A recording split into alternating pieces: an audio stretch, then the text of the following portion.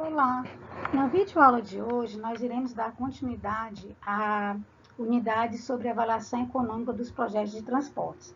Na primeira parte dessa unidade, nós conversamos sobre quais são os custos econômicos associados a esses tipos de projetos. São 3 custos: custo de investimento, operação e manutenção. Aí agora nós vamos ver quais são os benefícios econômicos que os projetos de transporte podem gerar e no final desta parte 2 nós iremos fazer a avaliação custo versus benefício.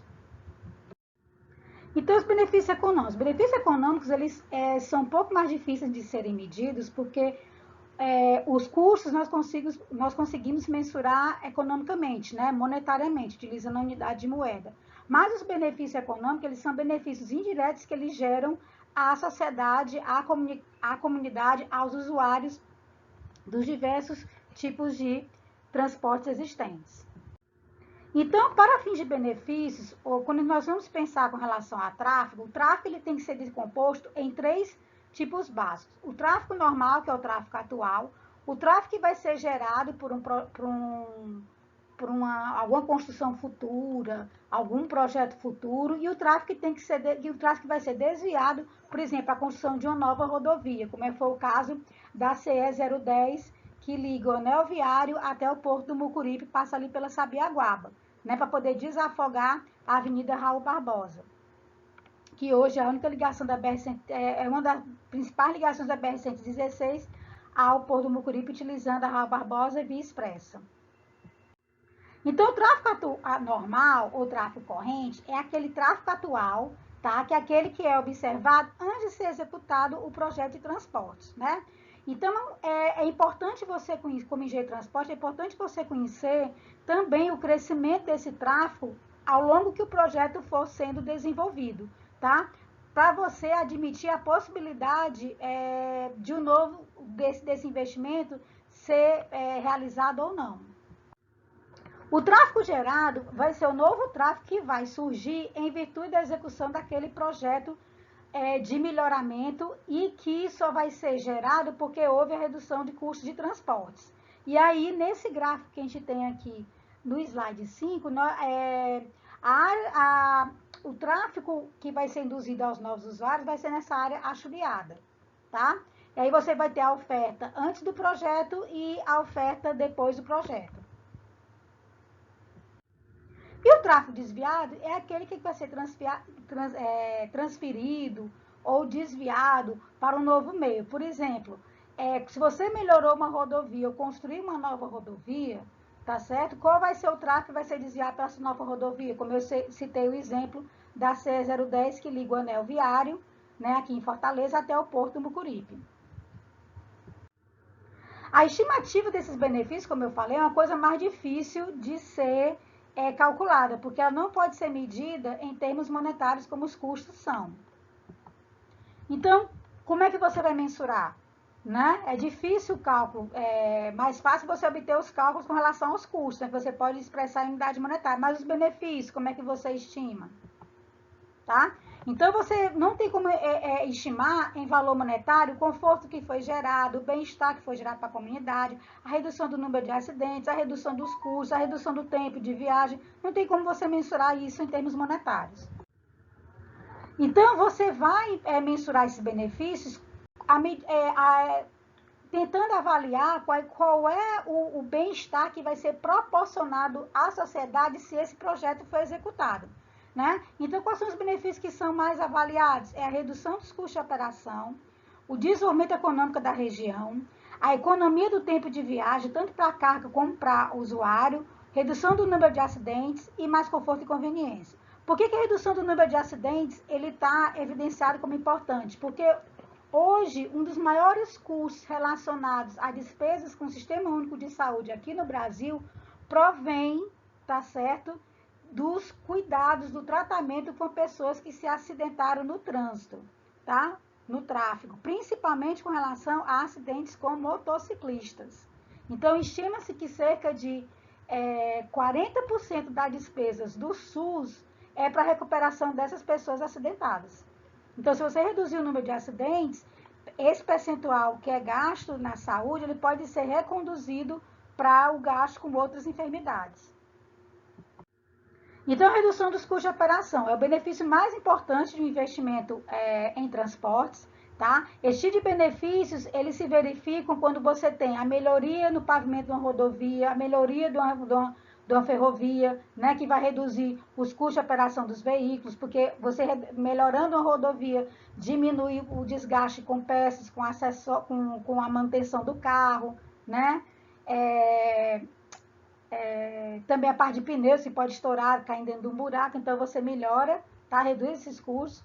E melhoramentos portuários também pode ser um exemplo, que se você melhorar o terminal portuário, aumentar o calado de um porto, você vai reduzir as despesas com relação à demora do navio para poder atracar, tá? E para poder fazer a descarga e a carga da carga nesse navio, né? Que é decorrente das operações de carga e descargas desses equipamentos. A redução dos custos de operação também consiste em determinar os custos de operação com investimento, tá? E os benefícios que são vinculados diretamente ao tráfego normal corrente, tá? Também, essa redução dos custos operacionais também estão relacionados com o tráfego gerado, tá? Porque o tráfego gerado, ele vai crescer proporcionalmente com a redução dos custos de transportes. E você também tem que estar ligando também os benefícios que são obtidos através do tráfego desviado para uma nova rodovia. Que aí você tem que medir a diferença dos custos de transporte na antiga rota e na nova rota. Aí aqui, por exemplo, a gente tem um exemplo. Aqui é um exemplo da Transamazônica. Boa parte dela ela é em estrada de terra. Aqui a gente vê um veículo de passeio e um veículo de carga. Para veículo de carga, gente, é extremamente prejudicial você circular num tipo de rodovia desse. Quanto tempo não se gasta a mais para fazer o deslocamento nesse trecho? Né? Fora que corre o risco do carro atolar, o desgaste com peças de manutenção do veículo, uma série de problemas. E aí, se a rodovia transamazônica, né, ela fosse toda pavimentada, como é que seria para transporte de carga? Ia diminuir o tempo de viagem consideravelmente e também ia diminuir consideravelmente os gastos com manutenção dos veículos que circulam. Porque é uma rodovia que está com pavimento excelente, em excelentes condições, diferente de uma rodovia carroçável, que tinha chovido, ó, vários pontos de alagamento, vários tipos de buraco, que aí, além de desgastar o veículo, aumenta muito o tempo de deslocamento. E que pode levar a, se estiver trabalhando com cargas perecíveis, perder toda a carga. Então, com relação agora a um outro tipo de benefício, que seria o desenvolvimento econômico de uma região. A gente sempre falou, no início da nossa disciplina, que o sistema de transportes, dos principais objetivos dele é ele gerar o desenvolvimento econômico de uma região. A gente diz que um país ele é desenvolvido quando ele tem um bom sistema de transporte também desenvolvido, tá? Então, esse desenvolvimento econômico, como é que ele vai ser gerado? Ele vai ser gerado quando o meio de transporte ele puder contribuir para aumentar a produção, tá certo? Ele aumentando a produção, ele vai aumentar o número de postos de trabalho, as pessoas que estão desempregadas vão ter acesso a trabalho, a ter uma renda, e aí vão gastar essa renda consumindo. Então, vai movimentar a economia, tá? E aí também você pode avaliar por exemplo, no caso do slide anterior, da melhoramento da rodovia, diminuir o custo do frete, tá? De você deslocar entre uma cidade e outra, você também pode oferecer o seu produto em outro mercado e se tornar financeiramente, economicamente vantajoso.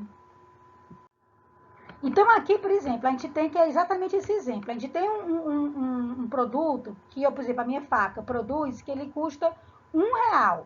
O preço desse produto aqui em Fortaleza. E na cidade de Natal, vou dar um exemplo, esse produto que eu produzo, ele custa R$2. Porém, o custo de transportes daqui para... Vamos botar Natal não, vamos botar Teresina, que a estrada para Natal a estrada é boa. A Teresina a estrada é um pouquinho pior. Então, vamos botar que o custo de transporte é R$1,20. Então, o meu produto, tá certo? Não se torna economicamente para mim viável, porque ele vai custar R$2,20. Tá certo? Então, eu vou ter, e eu vou vender a R$2. Então, eu vou ter 20 centavos de prejuízo. Então, não vale a pena eu colocar esse produto para ser vendido em Teresina. Agora, se a rodovia que liga a Teresina, que é a BR-222, tivesse um melhoramento ao longo de toda ela, de todo o pavimento dela, ou ela ser, por exemplo, duplicada, o que poderia acontecer? Os custos com relação ao frete, que é o transporte, em vez de ser em 20, ele poderia passar a ser 60 centavos. Então, o meu produto teria um custo total de R$ 1,60 e eu venderia em Teresina por R$ 2,00. Então, eu passaria a ter um lucro de 40 centavos. Então, vocês conseguem ver o que gera uma melhoria no transporte em termos de desenvolvimento econômico. Para mim, se torna extremamente atrativo eu começar a comercializar em outro tipo de mercado, por causa desse melhoramento na rodovia. Com relação à redução do tempo de viagem, com relação ao tempo de viagem, qualquer melhoria de transporte que reduza o tempo de viagem, ele vai também ocasionar o aumento da regularidade do serviço, tá? E se você tem aumento da regularidade do serviço, a sua empresa, a sua indústria é capaz de aumentar a produção. Você, como pessoa que reduziu o teu tempo de viagem, você vai aproveitar muito melhor o seu lazer voluntário e você também vai diminuir a tua ociosidade, tá? E em países subdesenvolvidos, em desenvolvimento, os ganhos de tempo de viagem podem vir a piorar uma situação. Geralmente, é assim que os políticos pensam, mas eles têm que pensar que a redução do tempo de viagem ele vai aumentar a regularidade do serviço, pode aumentar a produção, diminui a taxa de desemprego e aumenta mais a quantidade monetária de dinheiro circulando. Além da pessoa não ter tanto desgaste com relação àquele estresse de estar tanto tempo no trânsito.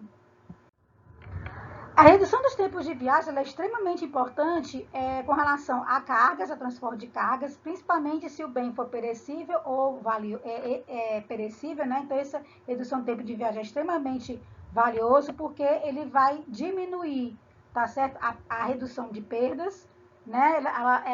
Ele vai reduzir as perdas com relação à carga e torna possível a manutenção de estoques menores, porque você vai conseguir comercializar com maior rapidez. Redução do número de acidentes, como eu falei. Hoje, 40% do dinheiro que é enviado, que é consumido pelo SUS, Sistema Único de Saúde, ele é gasto com o tratamento de pessoas que vieram de acidentes de trânsito. Então, uma elevada quantidade de acidentes, tá certo? Ele é muito ruim, tá? Porque você tem esse gasto exorbitante no sistema de saúde. Se você melhora uma rodovia, se você torna ela melhora o pavimento dessa rodovia, se você torna essa rodovia mais bem sinalizada, tá certo? Se você trabalha mais a parte de educação no trânsito com os motoristas, tá certo? Você vai reduzir, né, o número de acidentes e reduz também esse percentual de dinheiro gasto para tratar essas pessoas. Em média, o motociclista, quando sofre um acidente grave, ele custa pelos cofres públicos um tempo de tratamento de pelo menos 1 ano a 2 anos.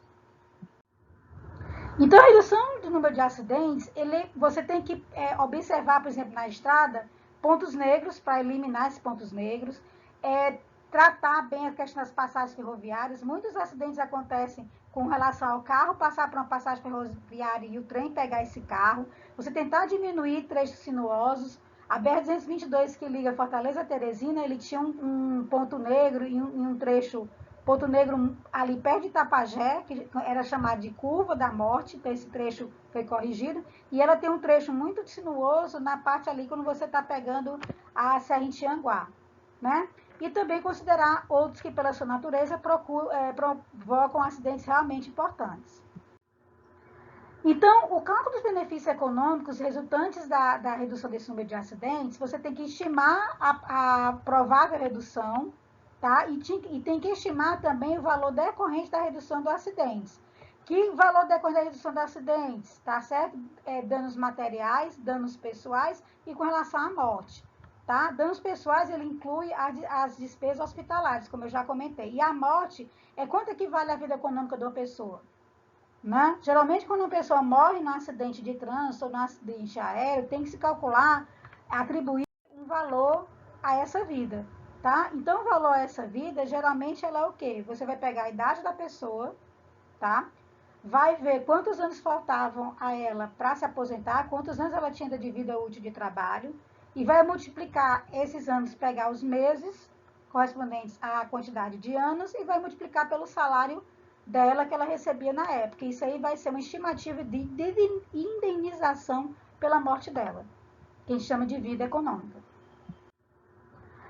E também, uma outra forma é você utilizar algum método atuarial para poder determinar o valor dessa vida que a gente chama de médio dos preços hedônicos. Então, vamos agora comparar custo e benefício. Como é que se compara custo e benefício econômico no projeto de transporte? A comparação de custo e benefício, geralmente você utiliza algum método de engenharia econômica.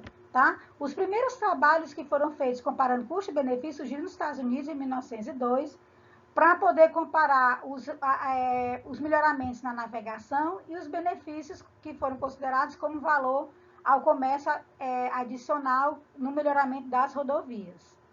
Tá? E aí, por exemplo, na Inglaterra, tá certo? Teve um estudo que a gente vai apresentar sobre uma decisão de construir ou a linha Vitória do metrô ou construir a Via Expressa, que ele chamou de M1. Tá? O governo inglês, apesar da linha do metrô, né, metrô a gente dizer que ele tem um alto custo de implantação e que ele não se paga, no caso da avaliação da Inglaterra, essa linha Vitória, ela traria muito mais benefícios à população, porque reduziria muito o tempo de viagem dela, no deslocamento da residência até o trabalho, e reduzindo esse tempo de viagem, aquela pessoa se tornava bem mais produtiva. Tá? Então, para ela se tornar bem mais produtiva, porque ela diminuiu o cansaço de deslocamento, ela chegava mais cedo em casa também tendo mais tempo para descansar, e a produtividade dela aumentava com o tempo, utilizando essa linha Vitória. Então, a Inglaterra se decidiu por construir a linha de metrô. Então, geralmente, quando a gente vai comparar custo-benefício, a gente utiliza os artifícios da engenharia econômica. Tá? Outro ponto de vista que pode ser utilizado é você tentar verificar as oportunidades proporcionadas pela facilidade de viajar, as vantagens ou desvantagens sociais decorrentes de uma maior mobilidade urbana, isso também pode ser avaliado. Com relação à engenharia econômica, geralmente você avalia a taxa interna de retorno e avalia o valor presente líquido. Né? Então, você utiliza o método do valor atual, que é o valor do presente líquido, o método da taxa interna de retorno e o método da relação benefício-custo. Tá? Sempre você vai escolher um projeto que vai gerar o maior benefício com o menor custo. Com relação à taxa interna de retorno, a taxa interna de retorno, pensando financeiramente, é aquela taxa de você investir naquele empreendimento em que ela tem uma rentabilidade maior do que se você deixar o dinheiro aplicado no mercado financeiro. Só vai valer a pena você investir no projeto se essa taxa de retorno for maior do que, por exemplo, a taxa de você deixar o seu dinheiro parado num fundo de investimentos. Se essa taxa for maior, vale a pena investir. Com relação a transportes, essa taxa de retorno, ela vai ser o quê? Os ganhos anuais, que é representada pela letra E, mais os ganhos anuais, se você tiver redução do número de acidentes, tá? Menos os custos adicionais de manutenção vezes 100, dividido pelo custo de capital dos melhoramentos. Essa taxa interna de retorno. E essa taxa interna de retorno ela tem que ser maior do que a taxa para deixar o dinheiro aplicado no mercado financeiro. Então, a taxa interna de retorno ela tem que ser maior, tá, do que a taxa de juros usadas no cálculo do valor atual. Se essa taxa no primeiro ano de investimento for menor, você não deve fazer o projeto agora e deve adiar a implantação dele. E aí aqui mostra, né, nesses slides, ele mostra o estudo de viabilidade da construção da rodovia M1, que foi em 1960, ela custaria para os corpos ingleses 23,3 milhões de libras, tá? Comparado com a linha Vitória. Tá? Aí, o que o governo inglês estava procurando ver com essa linha expressa era ver a redução do tempo de jornada e a redução do comprimento de viagem para o tráfego confluente, se valeria a pena ou não. Tá? E aí, a linha expressa, ele analisou os seguintes tópicos, né? Benefícios para o tráfego desviado pela essa via, os benefícios resultantes da redução do congestionamento, os benefícios decorrentes da mudança de características dos acidentes, redução do número de acidentes e o benefício para o tráfego, tá? Diminuindo o custo de viagem após a implantação da via, né? Principalmente avaliar a redução do custo de viagem, tempo de viagem. E aqui está com relação ao estudo da Via Expressa. Os ganhos líquidos anuais eram em torno de 877 milhões a 1,8 bilhões de libras, tá? Porque isso aqui está tudo em milhões, né? Aí avalia o ganho de tempo de viagem, redução na frota de veículos, redução do consumo de combustível, redução de acidentes, etc. Tá? A linha Vitória era a construção de uma linha de metrô subterrânea. Ela ia custar, tá certo? 2,14 milhões de libras por ano. Tá? E aí, tinha que analisar os benefícios com relação ao tempo de viagens, aumento do conforto, tá? E conveniência para o passageiro, a redução do tempo de viagem e custo de operação. E aí, nessa linha Vitória, comparada com a Via Expressa, observou-se que a redução do tempo de viagem utilizando o metrô era bem maior do que se utilizasse a rodovia. E também o conforto para o usuário, tá certo? Porque depois que ele usasse a Via Expressa, ele tinha que procurar um lugar para estacionar o carro no seu local de trabalho, e com essa do metrô, ele não teria essa preocupação. Além disso, era uma viagem bem mais rápida. E aí tornava, diminuía o tempo de viagem de tal forma que o usuário o trabalhador se tornava muito mais produtivo na sua empresa. É por isso que ela foi escolhida. Né? Então, você tinha uma avaliação no tempo de trabalho, tá certo? O tempo de não trabalho, por exemplo, que ele também teve um tempo de descanso maior por reduzir o seu tempo de deslocamento. Aí você também avaliou o conforto e conveniência para o usuário, dele viajar sentado ou não, isso também foi avaliado, tá? E verificou-se que, comparando a linha expressa, que tinha uma taxa interna de 11,13%, tá? Com relação, né? Aqui vou passando aqui, a linha Vitória, tá certo? Uma coisa que contou a favor da linha expressa é que a linha de metrô, você faz deslocamento subterrâneo, então você não tem muita paisagem para você observar, tá? Quando você utiliza uma autoestrada ou uma via, só o fato de, se você tiver uma paisagem bonita ao longo do teu deslocamento, só isso faz também diminuir o teu estresse no teu deslocamento, tá? Então, a aparência da estrada, ela acaba causando um conforto visual melhor para o usuário do que uma linha de metrô que você vai andar subterrâneo. Só que a linha Vitória ganhou porque você tinha uma redução de tempo de deslocamento muito significativa, tá?